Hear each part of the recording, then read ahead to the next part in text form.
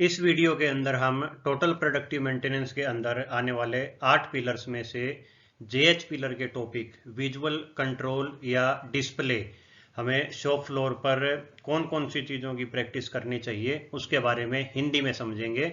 और visual control से related मैं आपको इस वीडियो में लगभग 35 के आसपास एक बेसिक एग्जांपल्स भी बताऊंगा। नमस्कार दोस्तों, मैं शक्ति मलिक हूं। मैं एक टीपीएम सर्टिफाइड कोऑर्डिनेटर हूं।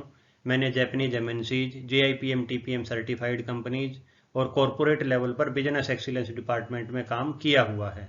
एजुकेशन बैकग्राउंड में मैंने बीटेक, एमबीए और एमटेक की हुई है। सबसे पहला है part name on all possible parts. उस शॉप फ्लोर के एरिया में आप जितनी भी तरह के पार्टों को प्रोड्यूस करते हैं एक कॉमन लिस्ट फोटो के साथ उनके नाम के साथ डिस्प्ले करें और उन पार्ट को जहां भी रखें उनका प्रॉपर विजुअलाइजेशन का एक आइडेंटिफिकेशन लगाएं, जिससे कि उन पार्ट्स के बारे में किसी भी अनजान आदमी को भी आराम से पता चल सके। दूसरा, कलर कोडिंग ऑफ पाइप्स। उस शॉप फ्लोर के एरिया में जितनी भी पाइप्स हैं, कंप्रेस्ड एयर की है, कोई हाइड्रोलिक ऑयल की है या कोई अमोनिया गैस, जितनी भी तरह की फ्लो की पाइप्स हैं उनकी एक स्टैंडर्ड अलग अलग कलर्स कोडिंग डिफाइंड होती है, तो उन पाइप्स के ऊपर वो कलर कोडिंग जरूर करें। अगला है डायरेक्शन ऑफ फ्लो। जितने भी ये पाइप्स हैं जिनके अंदर से हमारा कंप्रेस्ड एयर या जो भी हमारा ऑयल फ्लो होता है उनकी डायरेक्शन भी हमें शो करनी होती है कि वो किस डायरेक्शन में फ्लो कर रहा है। Direction of rotation. जितने भी शॉप फ्लोर पे मशीन्स पे रोटेटिंग पार्ट्स होते हैं वो क्लॉकवाइज डायरेक्शन में मूवमेंट करेंगे या एंटी क्लॉकवाइज में मूवमेंट करेंगे, तो वो एक हमें direction of rotation visual display जरूर करना होता है उन पार्ट्स के ऊपर। अगला है ऑन ऑफ और इमरजेंसी बटन पोजीशंस और डिस्प्ले। हमारे हर मशीन के ऊपर ऑन ऑफ और इमरजेंसी बटन्स होते हैं, तो उनका क्लियरली एक कलर कोडिंग भी होती है। ग्रीन कलर जैसे हमारा ऑन ऑफ, रेड हो गया इमरजेंसी बटन, एक अलग से पुश बटन होता है, तो उनके ऊपर clearly on off emergency button के डिस्प्ले होने चाहिए। Ranges on meters and gauges. Machines के ऊपर जितने भी हमारे प्रेशर गेज हैं, हाइड्रोलिक गेजेज लगे हुए होते हैं, उनकी कितनी रेंज के अंदर हम उन्हें काम करना चाहिए उसको हम ग्रीन कर देते हैं और उससे बाहर के एरिया को रेड कर देते हैं, जिससे कि वो रीडिंग्स ना पढ़नी पड़े और डायरेक्ट उसे कलर नोटेशन से ही हम उसका OKNG का चेक कर सकते हैं। लेवल्स, मिनिमम मैक्सिमम, कोई हाइड्रोलिक टैंक में ऑयल का लेवल है, लुब्रिकेशन लेवल्स हैं, तो उसमें हमारा मशीन्स पर डिस्प्ले होते हैं जिसमें हमें वो लेवल दिखाई देता है, तो उनके ऊपर भी हमें एक मिनिमम कि उससे कम लेवल हमारा होगा तो कोई दिक्कत आएगी। मिनिमम लेवल, मैक्सिमम लेवल कहाँ तक हम भर सकते हैं, तो एक मिनिमम मैक्सिमम लेवल की भी हमें अलग से पूरी मार्किंग नोटेशन करनी चाहिए।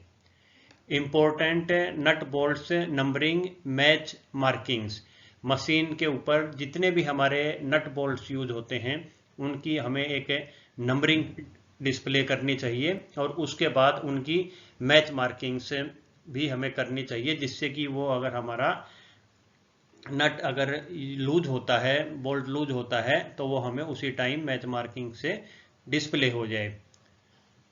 Lubrication oil information. जो भी हम लुब्रिकेशन ऑयल यूज कर रहे हैं किसी भी मशीन पर, तो उसकी जानकारी मशीन के ऊपर हमारी पूरी उस एरिया में डिस्प्ले होनी चाहिए। हाइड्रोलिक ऑयल इंफॉर्मेशन, जो भी हाइड्रोलिक ऑयल यूज कर रहे हैं उसकी इंफॉर्मेशन डिस्प्ले विजुअल होनी चाहिए। Due dates for changes of oil coolant etcetera. जो भी ऑयल कूलेंट यूज कर रहे हैं वो कितने फ्रीक्वेंसी पे चेंज करना है, कब ड्यू डेट है, कब हुआ था, वो डिस्प्ले होना चाहिए। Last change date of oil coolant, last कब चेंज हुआ था वो डिस्प्ले होना चाहिए। उसके बाद सेफ्टी इंस्ट्रक्शंस। उस एरिया में सेफ्टी इंस्ट्रक्शन से क्या क्या चीज़ें का हमें ध्यान रखना है और किन किन चीज़ों को हमें नहीं करना है, उसका एक हमें सही से विजुअल डिस्प्ले करना चाहिए। Operating instructions. जो भी मशीन है उसको ऑपरेट करने के लिए, ऑपरेटर के लिए वर्क इंस्ट्रक्शन, किन किन चीज़ों की उसे सावधानियां रखनी है, और SOPs जो सीक्वेंस ऑफ प्रोसीजर होता है कि उसे इस तरह से उस मशीन पे काम करना है, पहले ये फिर दूसरा तीसरा इस तरह से, तो वो एक SOPs भी हमें डिस्प्ले करनी चाहिए। वॉल्स, नेम, नंबरिंग, फंक्शन, जितनी भी मशीन पे वॉल होती हैं उनका नाम, नंबर और उनका क्या काम है वो उसकी जानकारी डिस्प्ले होनी चाहिए। Limit switch, name, numbering, function, ऐसे ही जितनी भी मशीन पे लिमिट स्विच हैं उनका नेम, नंबरिंग और फंक्शन जरूर डिस्प्ले करना चाहिए। Increase, decrease, clockwise, anti clockwise indication display करना चाहिए।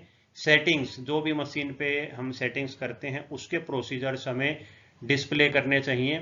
Identification of points, CLIT by numbers, machine के ऊपर हमें जो क्लिट JH करना होता है उससे रिलेटेड जितने भी हमारे पॉइंट्स होते हैं वो विद नंबरिंग के साथ CLIT के उन विजुअल्स के साथ मशीन पे डिस्प्ले होने चाहिए।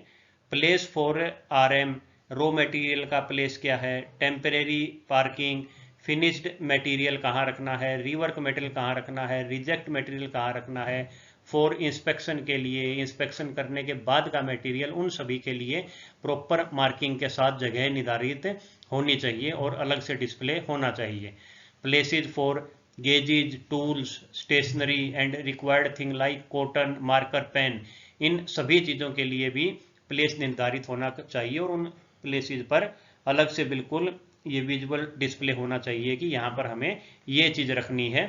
Photographs of workers, supervisors, maintenance person responsible, उस एरिया के अंदर कौन कौन से वर्कर काम करने के लिए ऑथराइज हैं, सुपरवाइजर्स, मेंटेनेंस पर्सन्स जो भी रिस्पॉन्सिबल हैं उनका हमें प्रॉपर फोटोग्राफ्स और नाम के साथ डिस्प्ले करना चाहिए।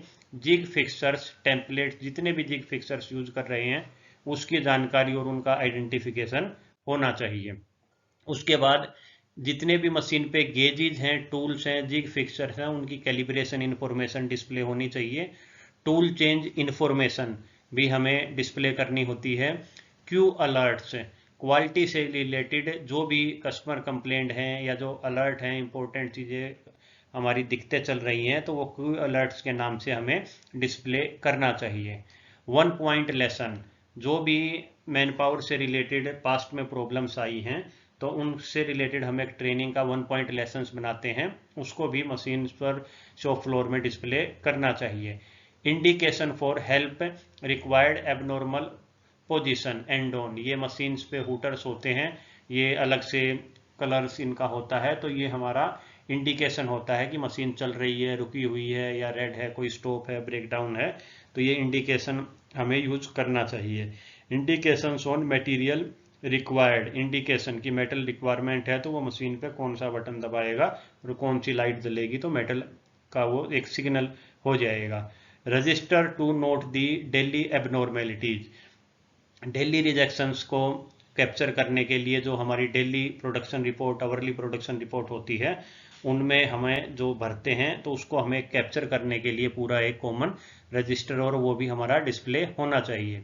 Register to write observation before, during, defect और ब्रेकडाउन, तो जो भी हमारी कोई भी ऑब्जर्वेशंस हैं, क्लिट की ऑब्जर्वेशंस हैं तो उनके रिगार्डिंग जानकारी के लिए भी हमारा एक अलग से फॉर्मेट और रजिस्टर हमें डिस्प्ले करना चाहिए। Shadow marking of tables, stands, required things, जो भी हमारे मशीन शॉप फ्लोर में टेबल स्टैंड रखे हुए होते हैं उनकी जो नीचे की बाउंड्रीज होती हैं उसके ऊपर हमें टेप या प्रॉपर एक पेंट से मार्किंग करनी चाहिए कि ये हमें इस एरिया के अंदर यहाँ पे रखनी है। GH स्टेप स्टेटस, जो GH हमारा कौन से स्टेप में उस मशीन पे चल रहा है तो उसकी जानकारी और उससे रिलेटेड क्या क्या एक्टिविटीज हैं वो भी डिस्प्ले करनी चाहिए। तो ये कुछ बेसिक एग्जाम्पल्स थे, इन चीज़ों का हमें डिस्प्ले शॉप फ्लोर पर जरूर करना चाहिए। इसके अलावा भी हम नीड बेस शॉप फ्लोर पर हमारा और डिस्प्लेज का इस्तेमाल कर सकते हैं। इन विजुअल कंट्रोल से रिलेटेड अगर आपको कोई भी डाउट है तो इस वीडियो के कमेंट में डालकर आप मेरे से पूछ सकते हैं। TPM और कंटिन्यूअस इंप्रूवमेंट से रिलेटेड और वीडियोज को देखने के लिए मेरे चैनल को लाइक, शेयर, सब्सक्राइब जरूर करें।